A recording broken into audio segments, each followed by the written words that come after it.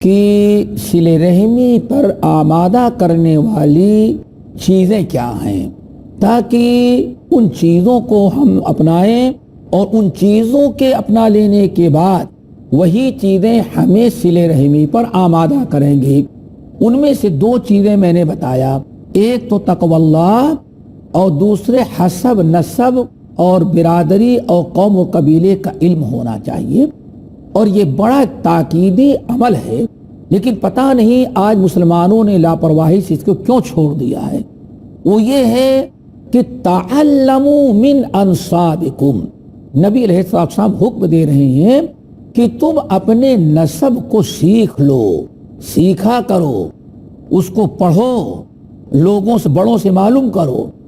تعلموا من انصابکم، اب بڑے لوگوں کو خطاب کیا جا رہا ہے کہ بڑے لوگ جو ذمہ دار ہیں گھر کے، قوم کے، ان کی ذمہ داری یہ ہے کہ اپنے قوم اور قبیلے خاندان کے چھوٹے لوگوں کو جو کم سن یا کم عمر ہیں، بچے ہیں یا جوان، ان کو سکھائیں اور تعلیم دیں کہ تمہارا نسب کیا ہے، چونکہ یہی نسب جب ہمیں معلوم ہو جائے گا تو نبی علیہ السلام فرماتے ہیں کہ یہی نسب کا علم اگر ہوگا تو جو تمہیں معلوم ہو جائے گا کہ ہاں یہ ہمارے خونے رشتے ہیں، یہ ہمارے ددیالی رشتے ہیں، یہ ہمارے ننیالی رشتے ہیں، جب تمہیں اپنا نسب کا علم ہو جائے گا تو وہی علم نسب جو ہے تمہیں صلہ رحمی کرنے پر مجبور کرے گی۔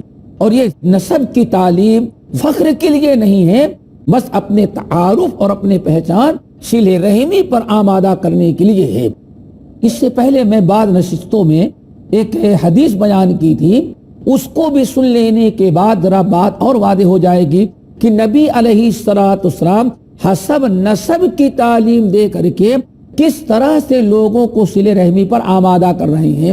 ناظرین نے پچھلے حلقوں میں ایک حدیث سنی ہوگی صحیح مسلم کی کہ ابو ذر غفاری رضی اللہ تعالیٰ عنہ کہتے ہیں کہ ایک موقع پر نبی علیہ السلام نے لوگوں کو حکم دیا اور پیشین گوئی کرتے ہوئے ان کو حکم دیا کہ لوگوں عنقریب تم ایک ایسا ملک فتح کرو گے، ایسا شہر تم فتح کرو گے جہاں قرات رائج ہوگا، اور وہاں تمہارے رشتے ہوں گے، وہ تمہارا ننیال ہوگا، اور وہاں تمہاری ذمہ داری بھی ہوگی، یعنی ایک معاہدہ بھی ہوگا۔ اس لیے چونکہ تمہارا ننیال وہاں ہے، اس لیے تم وہاں کے لوگوں کے ساتھ صلہ رحمی کرنا اور ان کے ساتھ احسان کرنا۔ اب نبی علیہ السلام نے وضاحت کیا کیا، وہ ملک مصر ہے اور ننیال کس کا ہے؟ ہزاروں سال قبل آقا نے فرمایا تمہاری ماں ہاجرہ وہاں کی تھی، اس لیے تمہارا رشتہ ہوتا ہے وہاں ننیال کا، تم ان کے ساتھ صلہ رحمی کرنا۔ ناظرین ذرا غور کریں کہ واقعی عرب کی ماں جو ہے، پورے عرب کی ماں ہاجرہ یہ مصر کی ہیں، تو آپ یہ نسب کی تعلیم دے کر کے قوم اور قبیلے کو یاد دلا کر کے آپ نے صحابہ کرام کو آمادہ کیا کہ وہاں یہ تمہارا رشتہ ہے، تو اس لیے ان کے ساتھ تم صلہ رحمی کرنا۔ تو آج ہم کو بھی چاہیے کہ اپنے رشتے کا علم اور اپنے نسب کا علم، رشتہ داریاں جو ہوتی ہیں وہ کون کس رشتے میں ہے، اس کی تعلیم ہوگی تو انشاءاللہ ہماری آنے والی نسل بھی صلہ رحمی کرے گی، چونکہ انسان کو جب معلوم ہو جاتا ہے کہ ہمارا ان سے رشتہ ہے تو کافی دلی قربت ہو جاتی ہے۔ نبی علیہ السلام نے اس چیز کا حکم دے دینے کے بعد کہ نسب سیکھو۔ نسب کیوں سیکھو؟ ما تصلون بہ ارحامکم، نسب سیکھو اس لیے کہ نسب اگر سیکھ لوگے تو اس سے صلہ رحمی کا جذبہ پیدا ہوگا۔ پھر نبی علیہ السلام نے صلہ رحمی کے 3 فائدے بیان کیے، 2 فائدے تو بار بار گزر چکے ہیں، ایک تیسرا فائدہ ایسا ہے جو ابھی صلہ رحمی کے بیان میں نہیں آیا ہے، اسی لیے ان 3 فائدوں کا تذکرہ کر کے ناظرین کو متنبہ کر دینا اور آگاہ کر دینا بہت ضروری ہے۔ آپ نے ارشاد فرمایا نسب نامہ سیکھو، اپنے حسب نسب کی تعلیم لو، معلومات کرو، چونکہ حسب نسب کا علم تمہیں صلہ رحمی پر آمادہ کرے گا اور تم صلہ رحمی کرو گے تو 3 فائدے ہوں گے۔ نمبر 1، فَإِنَّ صِلَةَ الرَّحِمِ مَحَبَّةٌ فِي الْأَهْلِ۔ ناظرین یہ بڑا فائدہ ہے اور یہ فائدہ اور روایتوں میں نہیں مل رہا ہے۔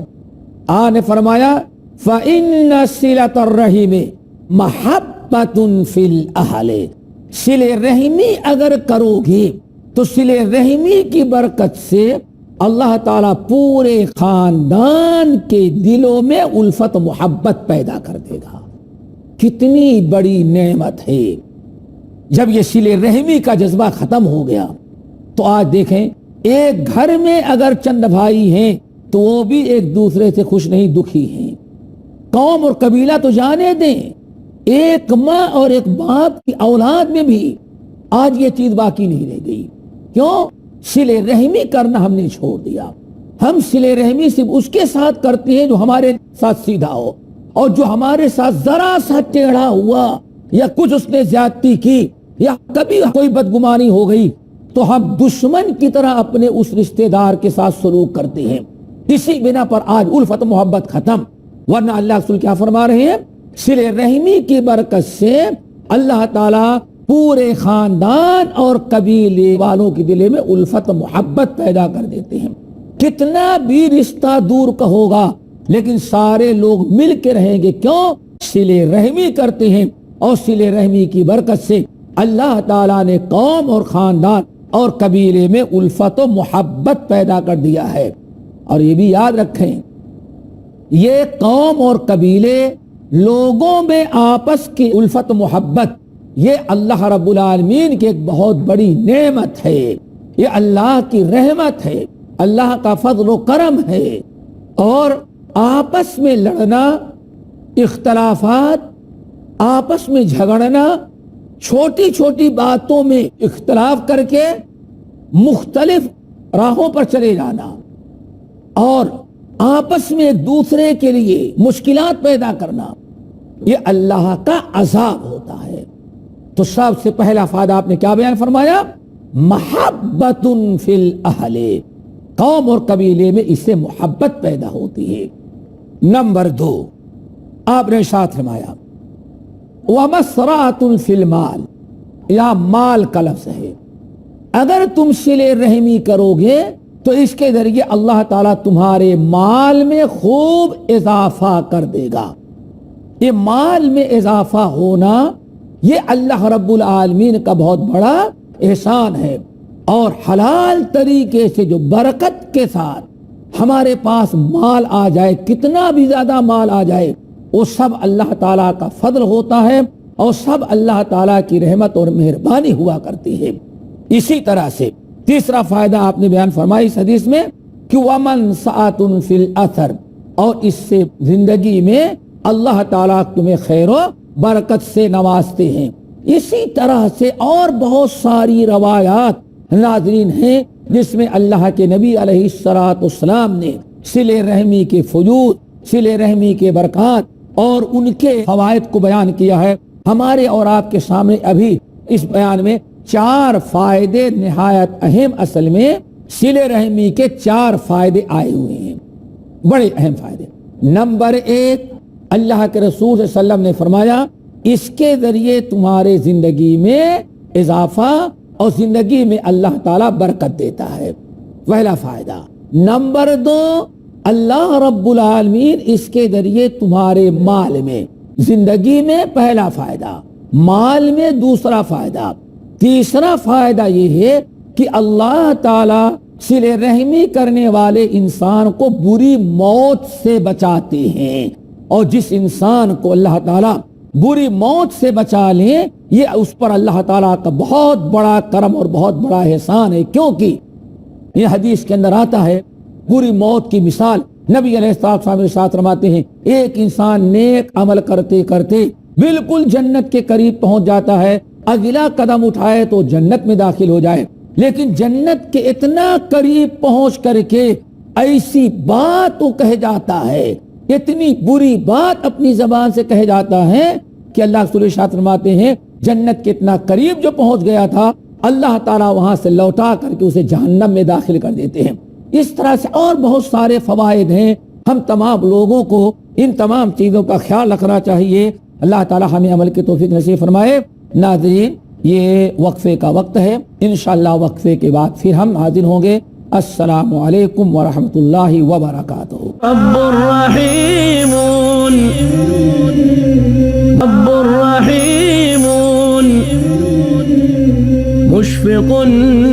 الحمدللہ وکفی وسلام علی عبادہ الذین اصطفی، اما بعد۔ محترم ناظرین، وقفے کے بعد ہم پھر آپ کی خدمت میں حاضر ہیں اور گفتگو کر رہے تھے بڑی اہم، وہ یہ تھی کہ صلہ رحمی رزق میں، مال میں، اولاد میں، کاروبار میں برکت کے اہم اسباب میں سے ہے، اور گفتگو کافی ہو چکی ہے۔ یہاں ایک چیز آخر میں ناظرین کے اور گوش گدار کرا دینا ضروری ہے کہ ایک تو آج ہم نے صلہ رحمی کا بیان کیا کہ رشتہ داروں کے ساتھ حسن سلوک کرنا اور صلہ رحمی کرنا، یہ بڑے فوائد ہیں۔ 4 تو ہم نے بیان کیے، جن میں سے مین ہمارے جو موضوع سے متعلق ہے وہ یہ کہ روزی روٹی میں برکت۔ اسی طرح سے اس سے پہلے بھی ایک اور موضوع گزر چکا ہے کہ والدین کے ساتھ حسن سلوک کرنا، والدین کی فرما برداری کرنا، یہ بھی رزق میں برکت کے اسباب ہیں۔ عام طور پر قرآن پاک کو دیکھا جائے تو والدین کے ساتھ احسان کے بعد فوراً جو ہے وہ صلہ رحمی کا تذکرہ ہوتا ہے۔ تو یہاں ایک چیز واضح کر دینا بہت ہی ضروری ہے کہ والدین اور رشتہ دار، والدین کے ساتھ حسن سلوک اور رشتہ داروں کے ساتھ صلہ رحمی کرنا یہ خیر و برکت کا سبب ہے۔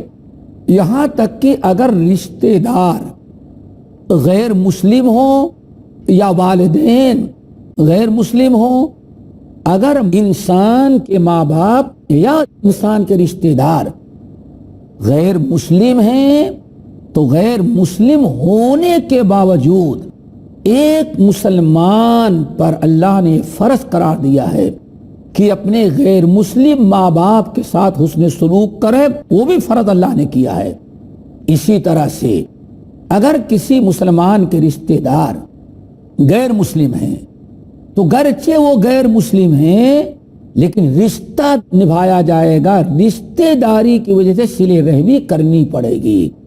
عام طور پر یہ چیز لوگوں کو معلوم نہیں، اسی لیے اس سلسلے میں بالکل کنارہ کشی اختیار کر لیتے ہیں۔ اسلام اخلاق پھیلاتا ہے، اسلام صلہ رحمی کی دعوت دیتا ہے، اسلام انسانی ہمدردی کا علم بردار ہے۔ اسی لیے اسلام نے ہمیں یہ حکم دے رکھا ہے کہ چاہے تمہارے ماں باپ ہوں یا تمہارے عزیز و قابل رشتہ دار، اگر وہ کافر بھی ہیں، غیر مسلم بھی ہیں، جب بھی تمہارے اوپر ماں باپ کی خدمت، ان کے ساتھ احسان کرنا اور رشتہ داروں کے ساتھ صلہ رحمی کرنا یہ بھی تمہارے لیے ضروری ہے۔ اللہ رب العالمین نے قرآن پاک میں مختلف مقامات پر والدین کے متعلق بتایا، جن میں سے ایک مقام اللہ رب العالمین نے فرمایا وَوَصَّيْنَا الْإِنسَانَ بِوَالِدَيْهِ إِحْسَانًا، ہم نے والدین کے ساتھ انسان کو احسان کرنے کا حکم دیا۔ پھر آگے اللہ نے کیا فرمایا وَإِن جَاهَدَاكَ عَلَىٰ أَن تُشْرِكَ بِي مَا لَيْسَ لَكَ بِهِ عِلْمٌ فَلَا تُطِعْهُمَا وَصَاحِبْهُمَا فِي الدُّنْيَا مَعْرُوفًا۔ بڑا ہی ایک اہم پیغام اسلام نے ہمیں دیا ہے۔ قرآن کی ایک آیت ایک اسلامی اخلاق اور ایک اسلامی فریضے کا تذکرہ کیا، فرمایا والدین کے ساتھ احسان کرو، والدین کے ساتھ بھلائی کرو، والدین کی فرما برداری کرو، ان کی ہر بات مانو، لیکن وَإِن جَاهَدَاكَ عَلَىٰ أَن تُشْرِكَ بِي مَا لَيْسَ لَكَ بِهِ عِلْمٌ، لیکن اگر تمہارے ماں باپ یا تمہارے اور لوگ تمہیں شرک کرنے کا حکم دیں اور کہیں اسلام چھوڑ کر کے شرک پر آ جاؤ، یا وہ کہے کہ مسلمان ہو ٹھیک رہو لیکن ساتھ میں شرک بھی کرو، تو اللہ فرماتے ہیں فَلَا تُطِعْهُمَا، ایسی باتوں میں ماں باپ کی اطاعت نہیں کی جائے گی۔ گویا کہ ماں باپ کی اطاعت کرنا، ان کے ساتھ حسن سلوک کرنا بہترین عمل ہے، اللہ تعالیٰ کا حکم ہے، بشرطے کہ والدین اپنی اولاد کو کسی ناجائز، نافرمانی، گناہ اور برائی کا حکم نہ دیں۔ اگر ماں باپ اپنی اولاد کو برائی کرنے کا حکم دیں یا کسی ایسی چیز کا حکم دیں جس کے اندر اللہ کی نافرمانی یا رسول کی نافرمانی ہو رہی ہو، تو ایسے معاملات میں ماں باپ کی بات نہیں مانی جائے گی، اولاد ان کو ٹھکرا دے گا، اس معاملے میں نہیں مانی جائے گی۔ اگر اسلام کے مطابق یا جائز باتوں کا حکم دیں تو گرچہ باپ کافر ہی ہوں لیکن اللہ نے فرمایا ان کی بات مان لو۔ اگر وہ ناجائز چیز کا، غلط چیز کا حکم دیں تب نہیں، کیوں؟ فلا تطعہما، اللہ نے فرمایا اگر وہ تمہیں شرک کرنے، کفر کرنے، برائی کرنے پر تمہارے ماں باپ آمادہ کریں، تم کو حکم دیں، تو خبردار اللہ کی نافرمانی، رسول کی نافرمانی میں ماں باپ کی بات نہیں ماننا۔ اگر ماں باپ کی فرما برداری میں، ان کی بات ماننے میں اللہ کی نافرمانی، رسول کی نافرمانی ہو رہی ہو تو اللہ اس کے رسول کی بات کو مقدم کیا جائے گا اور ماں باپ کی بات کو چھوڑ دیا جائے گا۔ اسلام کا ایک اصول ہمارے سامنے آ گیا، یہ ماں باپ اور رشتہ دار ہی نہیں بلکہ دنیا میں ہر انسان، چاہے بیوی ہو یا شوہر ہو یا نوکر ہو یا غلام ہو یا بادشاہ یا رعایا ہو، کوئی بھی ہر ایک کی بات مانی جائے گی، لیکن کب تک؟ جب تک کہ اس کی بات شریعت کے مطابق ہو، اللہ اس کے رسول کی نافرمانی نہ ہو رہی ہو۔ ورنہ اللہ کے رسول صلی اللہ علیہ وسلم کے زمانے کا ایک بڑا عجیب واقعہ ہے صحیح بخاری کے اندر، اس کا خلاصہ یہ ہے کہ ایک فوج کو نبی علیہ السلام تیار کر کے دشمنوں سے لڑنے کے لیے بھیجا۔ ایک نوجوان صحابی تو ان کو سپہ سالار بنایا اور اللہ رسول نے لوگوں سے کہا یہ تمہارے امیر ہیں، یہ جو کہیں ماننا، ان کی اطاعت و فرما برداری کرنا، کیوں؟ امیر کی اطاعت ضروری ہے۔ گئے راستے میں ایک مقام پر ان کو اپنے فوجیوں اور ساتھیوں سے جو امیر تھے ان کو بڑا غصہ آیا اور غصہ انتہا کو پہنچ گیا، اس لیے انہوں نے لوگوں کو سزا دینا چاہا کہ ہماری بات نہیں مان رہے ہو، اللہ کے رسول نے ہم کو امیر بنایا ہے۔ نبی علیہ السلام کے زمانے میں انہوں نے کیا کیا؟ صحابی جو امیر تھے انہوں نے لوگوں کو کہا کہ لکڑی اکٹھا کرو، لکڑی اکٹھا کی گئی۔ جب لوگوں نے لکڑی اکٹھا کیا تو کہا آگ لگاؤ، آگ لگایا، جلنے لگی، خوب آگ بھڑک اٹھی۔ تو امیر نے کہا نکلتے وقت مدینے سے جب ہم لوگ آ رہے تھے، نکل رہے تو اللہ کے رسول نے کیا کہا تھا؟ لوگوں نے کہا کہ اللہ کے رسول نے فرمایا تھا کہ یہ تمہارے امیر ہیں، ان کی بات مانو، ہماری اطاعت کرنا، ہماری بات ماننے کا حکم اللہ کے رسول نے دیا تھا۔ لوگوں نے کہا کہ ہاں، تو کہا ہمارا حکم ہے کہ اس آگ میں کود پڑو، اور اسی آگ میں کود پڑو۔ اپنے ہی سے لوگوں نے آگ جلایا اور فوج کے امیر جو ہیں لوگوں کہتے اسی آگ میں تم کود پڑ، جل جاؤ سارے لوگ، میرا حکم ہے۔ اب کچھ لوگ کہتے بھائی اللہ کے رسول نے امیر بنایا ہے اور ان کی بات ماننی ہے، ان کا حکم ہے کہ آگ میں کود پڑو، تو کود پڑتے ہیں۔ کچھ لوگ تھے ذرا سنجیدہ، پڑھے لکھے، انہوں نے کہا کہ نہیں، آگ میں نہیں کودیں گے، ہم لوگ آگ سے بچنے ہی کے لیے تو بت پرستی کو چھوڑ کر کے ایمان لائے ہیں، مسلمان ہوئے ہیں، جہنم کی آگ سے بچنے ہی کی خاطر مسلمان ہوئے ہیں، اور مسلمان ہونے کے بعد بھی اگر آگ میں جلنا ہے دنیا ہی میں تو پھر ایمان لانے سے کیا فائدہ ہے؟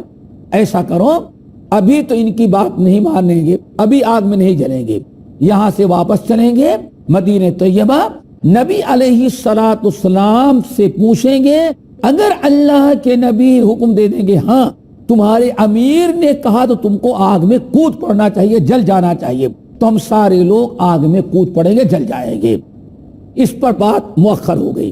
پلٹ کر کے جب قافلہ آیا، قافلہ آنے کے بعد صحابہ نے کہا یا رسول اللہ، یہ امیر صاحب نے ایسے ہمارے ساتھ کیا تو واقعی ہمیں آگ میں کود پڑنا چاہیے؟ آپ نے فرمایا خبردار، آگ میں نہیں کودنا۔ اگر کوئی آگ میں کود جاتا ان کی بات مان کر کے تو قیامت تک آگ میں جلایا جاتا۔ پھر آپ نے فرمایا سنو، ایک اسلامی قانون بنا دیا فرمایا یاد رکھو لا طاعت لمخلوق فی معصیت الخالق، اللہ اس کے رسول کی نافرمانی کر کے کسی مخلوق کی اطاعت نہیں کی جائے گی. یعنی مسئلہ بالکل واضح ہے، ہر ایک کی بات مانے، جائز تک حلال تک. اگر کوئی آپ سے کوئی ایسی بات کروانا چاہتا ہے، ایسا کام کروانا چاہتا ہے، کوئی بھی ہو دنیا کا کوئی بھی انسان ہو، اگر اس بات پر عمل کرنے میں اللہ اس کے رسول کی نافرمانی ہو رہی ہے تو اللہ اس کے رسول نے فرمایا خبردار ایسی اطاعت نہیں کی جائے گی. تو رب العالمین نے فرمایا کہ تمہارے ماں باپ اگر تم کو شرک کی دعوت دیں فلا تطعهما، تو ان کی اطاعت نہیں کرنا، لیکن وصاحبهما فی الدنیا معروفا، لیکن اتنا یاد رکھنا کہ کافر ماں باپ اگر شرک کرنے کے لیے کہیں تب تو ان کی بات نہیں ماننا. وصاحبهما فی الدنیا معروفا، دنیاوی معاملات میں ماں باپ کو چھوڑنا نہیں بلکہ ان کے ساتھ احسان کرتے رہنا. دیکھو یہاں مشرک ماں باپ کے ساتھ احسان کرنے کا اللہ تعالیٰ نے حکم دیا ہے. وہ برائی کا حکم دے تو ان کی بات نہیں مانی جائے گی، لیکن اگر وہ بیمار ہیں، بھوکے ہیں، پریشان حال ہیں، ان کو کوئی ضرورت ہے تو ہم ان کی خدمت کرنا ہم پر فرض ہے. ہم ان کے ساتھ صلہ رحمی کریں گے اور ہم ان کی فرما برداری کریں گے. ناجائز اور غلط باتوں میں ان کی بات نہ مانیں، باقی ہر اچھی چیز میں دنیاوی اعتبار سے ہم ان کے ساتھ احسان و سلوک کریں گے. ناظرین، اسی پر صلہ رحمی کا موضوع ختم ہوا. ہم اور مزید موضوعات لے کر کے حاضر ہوں گے. اللہ تعالیٰ سب کو عمل کی توفیق نصیب فرمائے. اقول قولی ھذا واستغفر اللہ من کل ذنب واتوب الیہ.